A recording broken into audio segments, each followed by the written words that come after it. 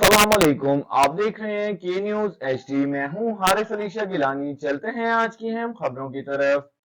खबरों का सिलसिला आगे बढ़ाते हुए रुक करेंगे साहिवाल का, जहां से रिपोर्ट कर रहे हैं हमारे नुमाइंदे मियां अली रजा।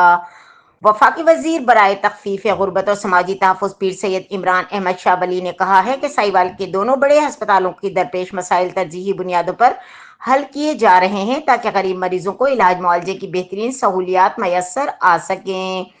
मौजूदा हुकूमत तमाम अस्पतालों में मरीजों को मुफ्त अद्वियात की दस्तियाबी भी यकीनी बना रही है, जिसके लिए वसाइल की कमी को आड़े नहीं आने दिया जाएगा। जरूरत इस अमर की है कि डॉक्टर्स और पैरामेडिकल स्टाफ मरीजों की खिदमत सिर्फ नौकरी समझकर नहीं करें, बल्कि दीनी और समाजी जिम्मेदारी समझकर करें।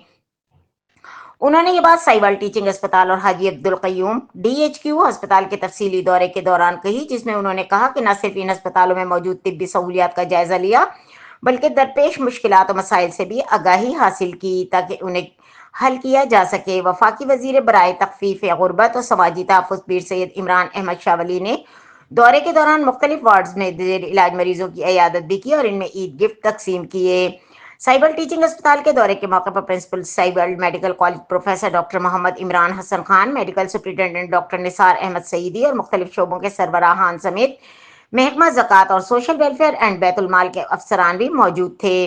उन्होंने कहा कि इन दोनों अस्पतालों को रोल मॉडल बनाया जाएगा, जिसके लिए डॉक्टर्स, इंतजामिया और पार्लियामेंट्रीज को मिलकर काम करना पड़ेगा। उन्होंने कहा कि अस्पतालों की बेहतरी में हायल रुकावटों के बारे में बताया जाए ताकि इन्हें दूर किया जा सके। उन्होंने कहा कि अस्पतालों में डॉक्टर्स की कमी को भी पूरा किया जाएगा ताकि अस्पताल आने वाले मरीजों को इलाज के लिए ज्यादा इंतजार न करना पड़े।